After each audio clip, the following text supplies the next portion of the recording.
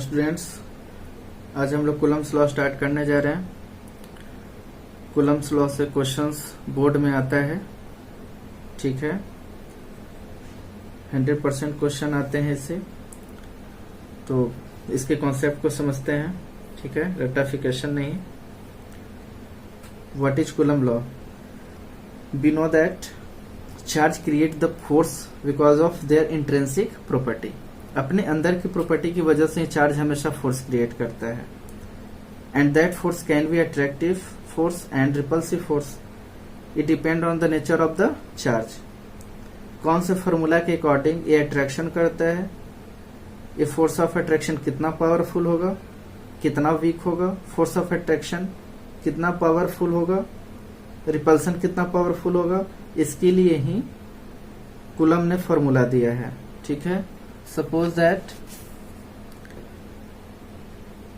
this is two charge q1 and q2 and the particular distance or the separation between them is r. R is the distance between two charges according to the Coulomb's law, ठीक है।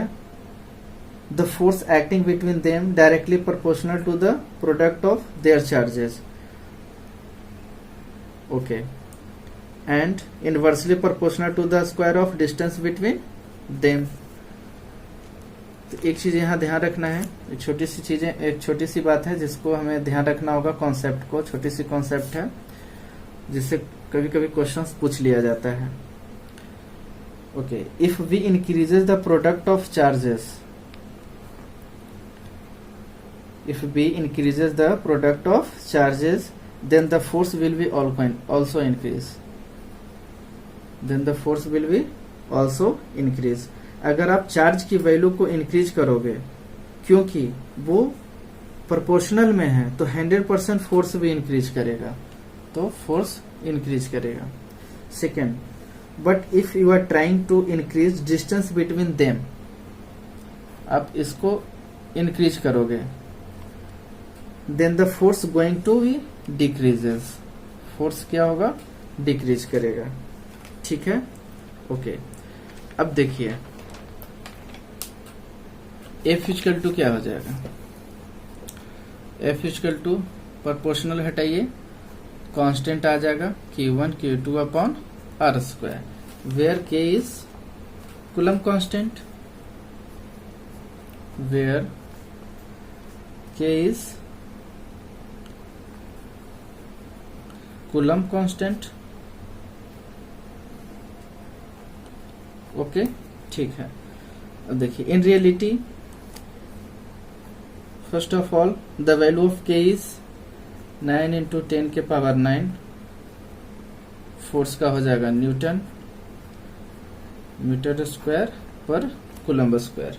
Okay, in reality K is made up of this formula, K equal to 1 upon 4 pi epsilon naught. 4 is numeric constant and pi is numeric constant. 4 pi is numeric constant. Okay. यहाँ A है epsilon naught. Epsilon naught क्या है? Permittivity of vacuum. Permittivity of vacuum free space, ठीक है। देखिए, तो F equal to 1 upon 4 pi epsilon naught Q1 Q2 upon R square. Okay, अब देखिए यहाँ पे परमिटिविटी समझने की कोशिश करते हैं। परमिटिविटी है क्या, ठीक है। परमिटिविटी क्या है?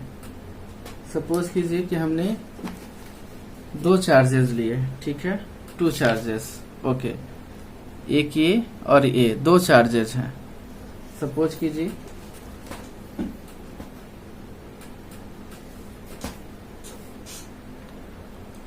दो चार्जेस हमने लिया, ठीक है,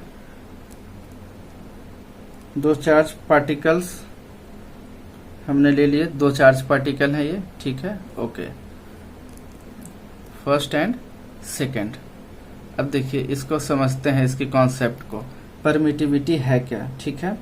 अब देखिए ये जो दो पार्टिकल्स हमने लिए, चार्ज पार्टिकल, ये चार्ज पार्टिकल है, ठीक है, ये पार्टिकल, ये इसको 100 स्ट्रिंग भेज रहा है, इसे भेज रहा है, ठीक है। कितना स्ट्रिंग भेज रहा है? 100। इसने इसको 100 स्ट्रिंग भेज रहा है। अब इसके बीच में मैंने इसे रख दिया, ठीक है, इसको मैंने इसके बीच में रख दिया। अब देखिए इसने जो 100 स्ट्रिंग इसे भेज रहा था, अब ये 90 स्ट्रिंग को ऑब्जर्व कर ले रहा है, ठीक है। 90 स्ट्रिंग को क्या किया इसने? ऑब्जर्व कर लिया। तो 90 स्ट्रिंग को इसने ऑब्जर्व कर लिया, मतलब इसके पास कितना पहुंच रहा होगा? 10 स्ट्रिंग पहुंच रहा होगा। तो जो इसके पास 90 ऑब्जर्व कर रहा है, तो हम बोलेंगे इसकी परमिटिविटी कितनी है? 90, ठीक है। 10 नहीं बोलेंगे, परमिटिविटी कितनी बोलेंगे? 90। सपोज कीजिए कि ये इसको 100 स्ट्रिंग भेज रहा है, इसको बीच में हमने रखा, इसने 60 स्ट्रिंग को ऑब्जर्व कर लिया, तो इसकी परमिटिविटी कितनी हो जाएगी? 60 हो जाएगी, ठीक है। और इसे 40 मिलेगा, और ये 60 को ऑब्जर्व कर रहा है, यानी जो ऑब्जर्व कर रहा है, यानी 60 ऑब्जर्व कर रहा था, तो इसकी परमिटिविटी कितनी हो जाएगी? 60 हो जाएगी, ठीक है। ओके, इस कॉन्सेप्ट को ध्यान में रखेंगे, ठीक है। अब एक चीज और है जो पूछ लिया जाता है कि परमिटिविटी, अगर फोर्स को हम इंक्रीज करेंगे, ठीक है, तो परमिटिविटी क्या हो जाएगी? डिक्रीज करेगी, ठीक है। अगर हम परमिटिविटी को इंक्रीज करेंगे तो फोर्स क्या हो जाएगा? डिक्रीज करेगा, ठीक है। तो इसको ध्यान में रखेंगे कि फोर्स को इंक्रीज करेंगे, परमिटिविटी डिक्रीज करेगी, परमिटिविटी इंक्रीज करेगा, मतलब फोर्स डिक्रीज करेगा। ओके, अब एक और कॉन्सेप्ट हम समझते हैं, बेसिक्स है, कि यहाँ हमने लिखा k = 1/4πε0 Q1 Q2/r²। तो यहाँ जो 1/4π है, ये 1/4π, ये कहाँ से आ रहा है? क्या है 1/4π? क्या है ये? आ कहाँ से रहा है? इसके बारे में समझते हैं। तो देखिए एक पॉइंट चार्ज है, हमने रखा, इसके चारों तरफ इसका इफेक्ट है, इसके चारों तरफ इसका इफेक्ट होगा। पॉइंट चार्ज है तो इसके चारों तरफ क्या होगा? इसका इफेक्ट होगा। ओके, हर तरफ से लाइन निकल रहा होगा, यहाँ से भी लाइन, यहाँ से भी लाइन, यहाँ से भी लाइन, यहाँ से भी लाइन, हर तरह से क्या हो रहा है? इसके चारों तरफ से लाइन निकल रहे होंगे, ठीक है, पकड़ने के लिए। तो हर लाइन को जाना पड़ रहा है एक मीडियम से। ये जितने लाइंस जा रहे हैं, तो इसको एक क्या मिल रहा है? एक मीडियम से होके ही जाना पड़ रहा है इसको, ठीक है। हर लाइंस को जाना पड़ रहा है मीडियम से। Okay, with how much angle? तो ये एंगल कितना है? 4π, ठीक है। ओके, अब सपोज कीजिए कि टोटल एंगल इसका कितना हो जाएगा? 4π है, ठीक है, टोटल एंगल इज 4π। अब उसमें 4π एंगल में से मैंने इसके सामने एक दूसरा चार्ज रख दिया, ठीक है। अब इस दूसरा चार्ज रखा तो इससे जो इस पर जो एक लाइन वाला फोर्स का इफेक्ट ऑफ फोर्स, जो इसका एक लाइन वाला इफेक्ट हमें निकालना होगा। कितना इफेक्ट होगा एक लाइन का? ठीक है, तो हम एक लाइन का अगर हम इफेक्ट निकालते हैं, ठीक है, तो एक लाइन का इफेक्ट निकालते हैं तो कितना हो जाएगा? इफेक्ट कितना होगा इसका? 1/4π। 1 यानी 1 हमें निकालना है और इसका एंगल कितना था? 4π था, तो कितना हो जाएगा? 1/4π। ठीक है, फिर से इसको समझ लीजिए कि उसमें 4π एंगल में से हमने इसके सामने एक दूसरा चार्ज रखा, ठीक है, ये 4π एंगल यहाँ था, इसके सामने हमने दूसरा चार्ज रखा, तो इस पर एक लाइन वाला इफेक्ट कितना होगा? ठीक है, यहाँ पे हमने रखा है इसका एक लाइन वाला इफेक्ट कितना होगा, तो एक लाइन का निकाल रहे हैं तो 1/4π। ठीक है, तो क्या हो जाएगा? 1/4π। तो कॉन्सेप्ट समझ लिए कि 1/4π क्या है। ओके, नेक्स्ट इसका डायमेंशन देखते हैं, डायमेंशन ऑफ परमिटिविटी। तो इसका यूनिट क्या होता है? कूलम्ब स्क्वायर हमने भी निकाला था, ठीक है, ये इसका यूनिट हो गया। अब इसका डायमेंशन हम कैसे लिखते हैं? जब यूनिट हमें पता हो गया तो हम डायमेंशन लिख सकते हैं। तो देखिए चार्ज, तो चार्ज के क्या होता है, चार्ज की डायमेंशन तो होता है ए इंटू टी। ए क्या है, ए इंटू टी होता है, ए इंटू टी। तो ए क्या है हमारा, ampere, ampere fundamental unit of current. Okay, तो लिखिए A square T square upon M L T minus two, ये फोर्स का हो गया, M L T minus two into L square. अब देखिए इसमें कोई कैंसिलेशन हो रहा है, नहीं हो रहा है, कोई कैंसिल आउट नहीं हो रहा है, ठीक है। तो इसको हम लिख लेते हैं, एम ऊपर जाएगा -1, एल ऊपर जाएगा -2, सॉरी टी, ये टी -2 है, ऊपर जाएगा 2 है यहाँ, +4 हो जाएगा। ओके, और फिर ए स्क्वायर, ठीक है। ये इसका डायमेंशन हो गया, ठीक है। डायमेंशंस याद रखेंगे, ठीक है। याद रखने की तो जरूरत नहीं है, आप इसे निकाल सकते हो। Okay, vector form of Coulomb's law. Next is vector form of Coulomb's law. Okay, देखिए this is Q1 and this is Q2. This line is indicate direction also. Okay, अब इसका नाम लिखना है। नाम क्या लिखेंगे, नाम क्या होगा, तो देखिए सबसे पहला नंबर, इस कॉन्सेप्ट को समझ लीजिए कि हम बार हम ये यूज नहीं करना पड़े, ठीक है। माइंड में सेटअप हो जाना चाहिए। तो पहला नंबर जिस पर पॉइंट करता है, पॉइंट किस पे कर रहा है, पॉइंट कर रहा है 2 पे, ठीक है। तो जिस पे पहला नंबर जिस तरफ पॉइंट करता है, ठीक है, और दूसरा नंबर उसको देंगे जो स्टार्ट करता है, स्टार्ट 1 कर रहा है, तो क्या हो गया R21। ओके, तो देखिए यहाँ from Q1 to Q2, then direction Q1 to Q2। Okay, force always along line joining 2 charges, force always line joining 2 charges. Okay, it is a repulsive force, it will be in directions and it will be attractive force,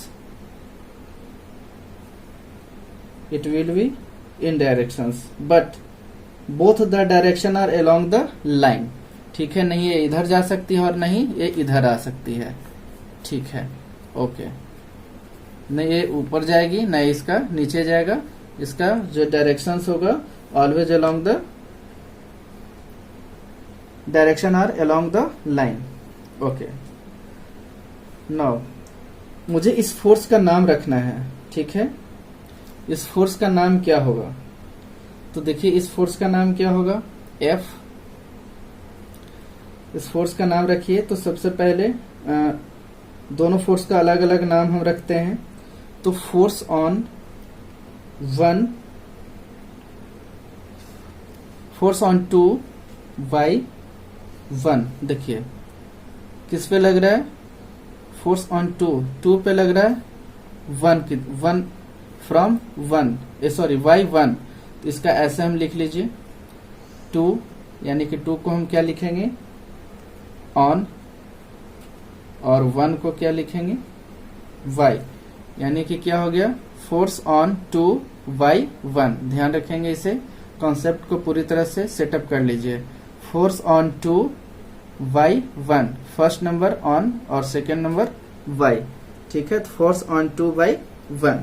okay, अब बताइए इस force का क्या नाम होगा, force on 1 Y2, force on 1, ठीक है, और Y2।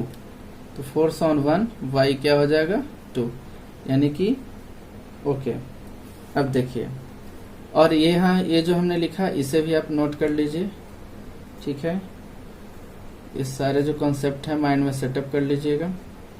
ये हमारा क्या होगा 2, ओके, और जो 1 हम लिखते हैं ये क्या होता है फ्रॉम, 2 फ्रॉम 1, ठीक है। ये हमारा 2 हो गया TO2, और ये हमारा 1 है वो फ्रॉम हो गया, ठीक है। और यहाँ जो हमने लिखा F21 यानी 2 हमारा ऑन, फोर्स ऑन 2 बाई 1, इसको हम पढ़ेंगे force on 1 by 2. Okay, and this is, हमने यहाँ नेमिंग इसको कर लिया. ओके, ये डायरेक्शन को बताने का तरीका है. ठीक है, अब देखिए जरा इस कॉन्सेप्ट को और क्लियर करते हैं क्वेश्चन से. देखिए, suppose this is charge Q1, this is charge Q2 and this is charge Q3. ठीक है, this charge is attraction in direction, sorry Q1 is here. Okay, this charge is attractive in direction and this charge is repelling in direction. Okay, repelling in direction. Fine. अब देखिए force का नाम बताइए. तो देखिए ये क्या हो रहा है, अट्रैक्शन. ठीक है, अट्रैक्टिव इन डायरेक्शंस. तो यहाँ पे फोर्स क्या होगा, तो फोर्स, इसको 1 रखिए. ठीक है, ये 1 है, Q1 Q2 Q3. तो फोर्स ऑन 1 बाई 3. ठीक है, फोर्स ऑन 1 बाई 3. और ये क्या हो जाएगा, फोर्स ऑन 1 बाई 2. ठीक है, तो हमने इसका फोर्स का नाम रख लिया. ओके, नाउ अब हम लोग देखते हैं, इसी को आगे बढ़ाते हैं.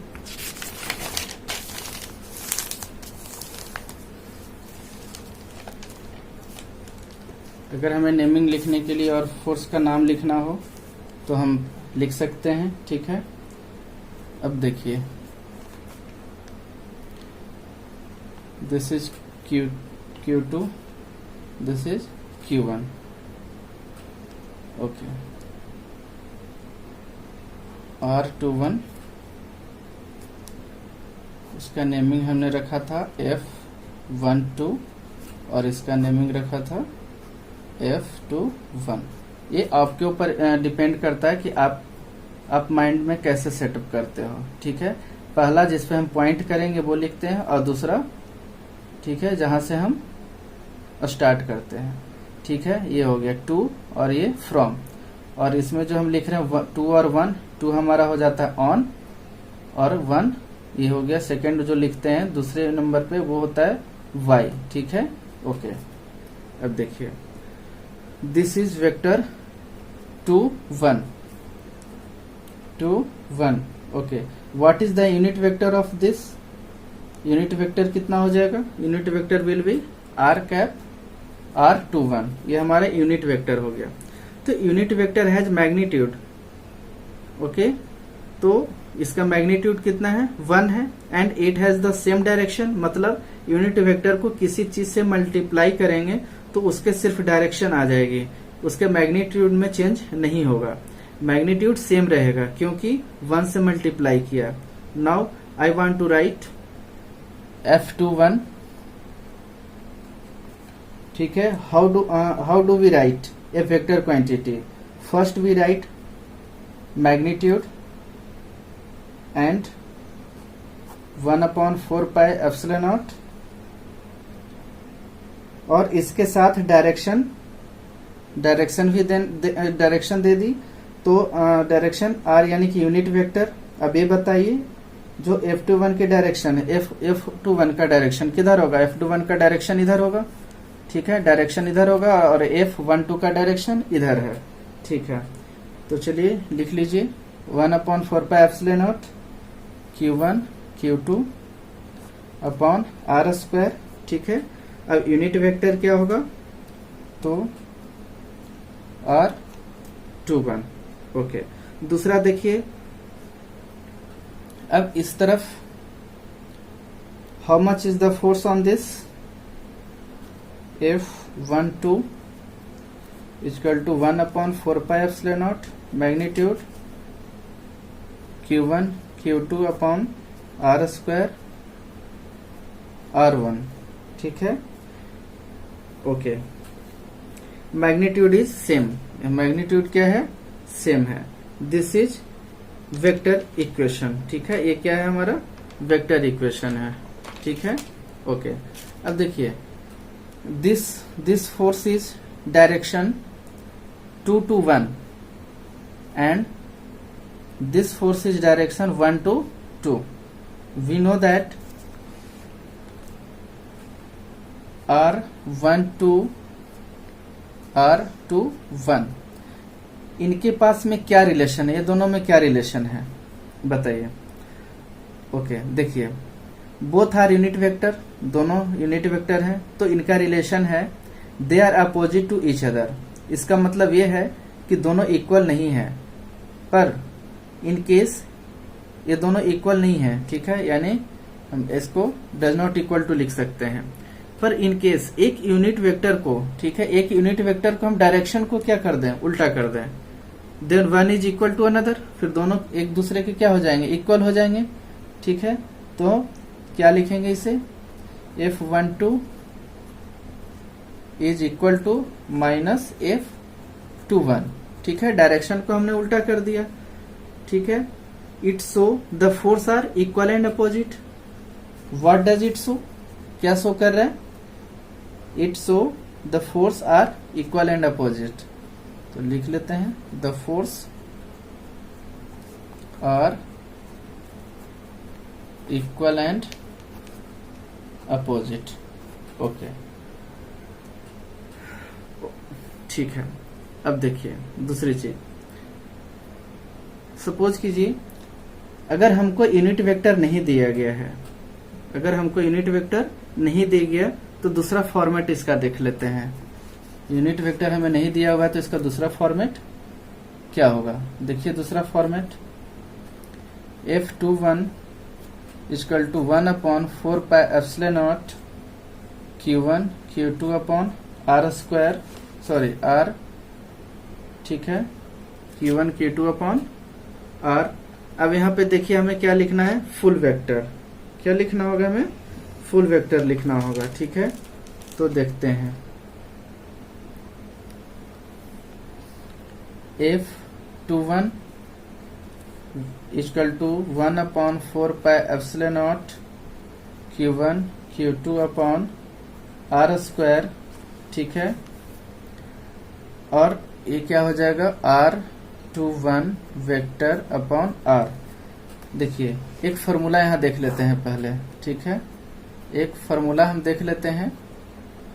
वो फॉर्मूला क्या है, unit vector is equal to full vector divided by magnitude of the vector. ये हमने पढ़ रखा है, आपको याद आएगा ये, ठीक है, ये हमने पढ़ा था। Unit vector is equal to full vector divided by magnitude of the vector, ठीक है। तो देखिए फुल वेक्टर इक्वल टू क्या हो जाएगा, दिस, ठीक है। ओके, अभी हमने यूज कर लिया यहाँ फुल वेक्टर, ठीक है। अब देखिए हमने F21 निकाल लिया, अब इसको लिख लीजिए F21 equal to 1/4πε0 Q1 Q2 upon R square, और R क्या हो जाएगा, R Q, ठीक है।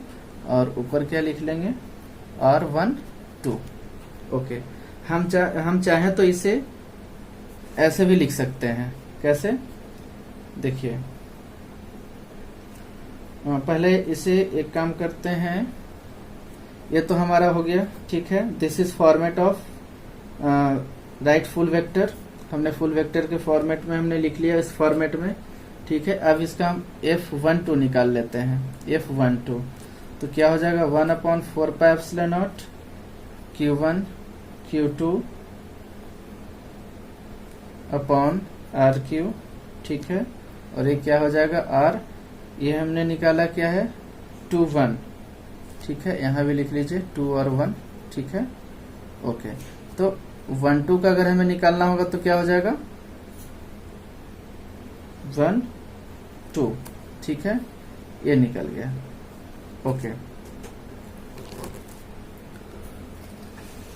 अब देखिए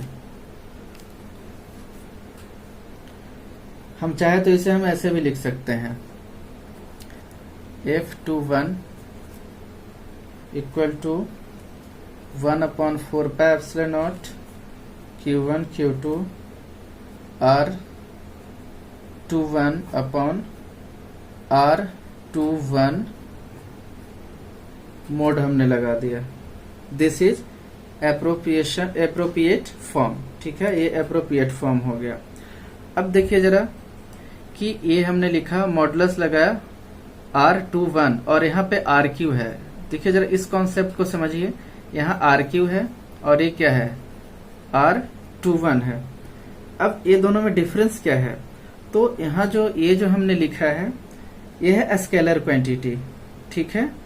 ओके, और ये जो हमने मॉडुलस लगाया ए भी है is magnitude of A vector quantity, ठीक है। तो जो हमने RQ है ये वेक्टर है या नहीं है सो नहीं कर रहा है, ठीक है, वेक्टर है या नहीं है सो नहीं कर रहा, पर R21 ये जो मॉडुलस हमने लगाया ये कंफर्म करता है कि बेसिकली R कौन सी क्वांटिटी है, वेक्टर, ठीक है। अभी हम क्या ले रहे हैं मैग्नीट्यूड, ठीक है, तो ये मॉडुलस इसलिए हम क्या करते हैं ये डिफरेंस होता है, ठीक है, ये दोनों में जो हम यहाँ RQ ले रहे हैं और ये हम मॉडुलस लगा रहे हैं इसमें बेसिक्स डिफरेंस है, ठीक है, इसलिए हम क्या करते हैं मॉडुलस को हम यूज करते हैं। Okay, now we come to another formula. Now suppose it is given to us that there are two charges Q1 and Q2 which are located on coordinate system and their position vector are R1 and R2, ठीक है। तो there is a coordinate system, now there is a coordinate system, okay, from origin this is a position vector R1 and here is one charge Q1, okay, Q1 is located with position vector R1। अब देखिए Q2 is located with position vector R2, Q2 is located with position vector R2। What are the given quantity? Q1 Q2 R1 R2।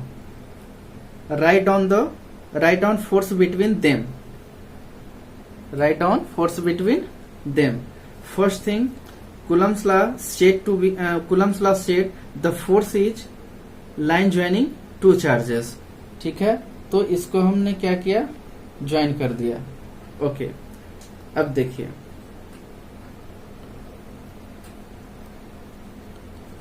अब ये देखिए दोनों ये positive है, ठीक है, रिपल्सन।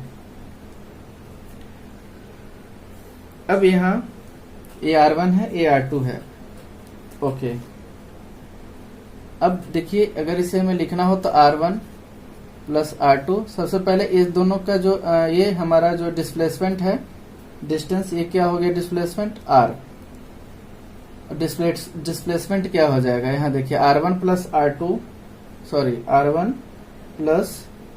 R21 इक्वल टू क्या हो जाएगा R2, ठीक है। तो यहाँ से R21 निकाल लेंगे तो क्या हो जाएगा R2 माइनस R1, ठीक है। Force on 2 due to 1, force on due to 1 तो क्या है 1/4 pi epsilon naught Q1 Q2। अब देखिए इसका डिस्प्लेसमेंट क्या हो जाएगा, हमेशा नहीं निकाल सकते तो इसको माइंड में एक बार सेटअप कर लेना है, ठीक है। यहाँ देखिएगा ये हमारा Q1 है और ये क्या है Q2 है, ठीक है।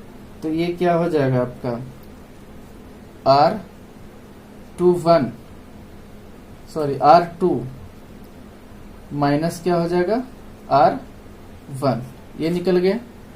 ठीक है, R2 देखिए और माइनस क्या हो जाएगा R1। ओके, तो Q1 Q2 upon modulus use करेंगे R21 माइनस R1 क्या हो जाएगा Q और R2 माइनस R1। ओके, अगर हमें निकालना है F12 निकाल लीजिए 1/4πε0 Q1 Q2 upon R1 minus R21 Q R1 minus R2। ठीक है, देखिए यहाँ था R2 माइनस R1, यहाँ हमने लिया R1 माइनस R2। ठीक है, ओके। अब यहाँ देखिए एक और कॉन्सेप्ट हम समझते हैं। एक और कॉन्सेप्ट समझिए, एक चार्ज Q1 है और एक चार्ज Q2 है। ठीक है, फोर्स कितना है 100 न्यूटन का लग रहा है। ठीक है, okay. Force between them, okay 100 Newton. ये प्लस चार्ज है Q1 और ये माइनस चार्ज है। ठीक है, ये प्लस है और ये माइनस है। अब ये दोनों का कितना है बीच फोर्स 100 न्यूटन। ओके, एक तीसरा इसके चार्ज पास में रख दिया गया Q3। ठीक है, एक तीसरा चार्ज क्या रख दिया गया Q3। अब क्या इसकी वजह से इस दोनों के जो फोर्स लग रहे हैं बीच में 100 न्यूटन का फोर्स लग रहा है दोनों के बीच में, तो क्या Q3 की वजह से इस फोर्स पे कोई इफेक्ट पड़ेगा? देखते हैं। ये इसको क्या कर रहे हैं अट्रैक्ट करेगा, ये माइनस। ठीक है, अट्रैक्ट करेगा। ओके, अब देखिए इसको ये अट्रैक्ट कर रहा है लेकिन इस फोर्स पे कोई इफेक्ट नहीं पड़ रहा। The force between two charges is independent of presence of any other charges. ठीक है, ये किसके लिए बात कर रहे हैं? Force between two charges. तो इस पे कोई इफेक्ट नहीं पड़ने वाला है। ये इसे खींचेगा ही और इसे भी खींचेगा, इसे भी खींचेगा, जितने भी होंगे उसे भी क्या करेगा ये अट्रैक्ट करेगा। यानी कि अगर इसको ये खींच रहा है तो इस पे कोई इफेक्ट नहीं पड़ रहा है। ठीक है, तो क्या हो जाएगा the force between two charges is independent of presence of any other charge. Okay, now देखिए अगर बोला जाए कि फोर्स ऑन वन चार्ज तो क्या होगा?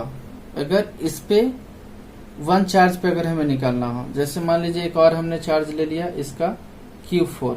ठीक है, और ये पॉजिटिव चार्ज है। अब देखिए ये इसको रिपेल करेगा, इसको ये अट्रैक्ट करेगा, इसको ये अट्रैक्ट करेगा। तो इस पे क्या इफेक्ट होगा इस, ठीक है, इस फोर्स पे। फोर्स ऑन वन चार्ज हम देख रहे हैं, तो चार्ज पे कितना फोर्स होगा बताइए? इस चार्ज पे कितना फोर्स आ जाएगा Q1 पे? ठीक है, इस पार्टिकुलर सिंगल चार्ज पे 3 फोर्स लगेंगे। ठीक है, तो उसका जब नेट फोर्स निकालेंगे तो क्या हो जाएगा? सम ऑफ ऑल द फोर्सेस। ठीक है, इसी प्रिंसिपल को हम बोलते हैं सुपरपोजिशन प्रिंसिपल। ठीक है, तो हम देखते हैं ये पार्टिकुलर जो सिंगल चार्ज है इस पे कितना फोर्स लगेगा। देखिए ये Q4 है और ये Q1 है, इसको क्या करेगा? रिपेल करेगा। तो क्या हो गया F14। ठीक है, ओके, इसको रिपेल करेगा। इस पे चार्ज कितना लग रहा होगा? F12। ठीक है, और ये इसको अट्रैक्ट कर रहा है, यानी क्या हो जाएगा F13 1 पे लग रहा है ऑन, और ये बाई 3। ओके, अब देखिए तो सुपरपोजिशन क्या हो गया? तो इसी कॉन्सेप्ट पे, इसी पे क्या बेस है? सुपरपोजिशन। ठीक है, तो इस पार्टिकुलर सिंगल चार्ज पे 3 फोर्स लग रहे हैं, तो इस पर नेट चार्ज कितना हो जाएगा, सम ऑफ ऑल द फोर्सेस। ठीक है, इसी प्रिंसिपल को सुपरपोजिशन बोलते हैं। तो superposition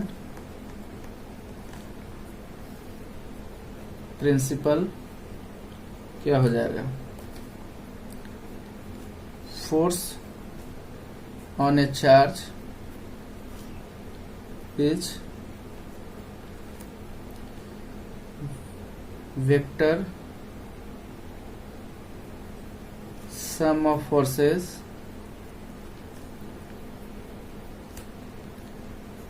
due to different charges around it।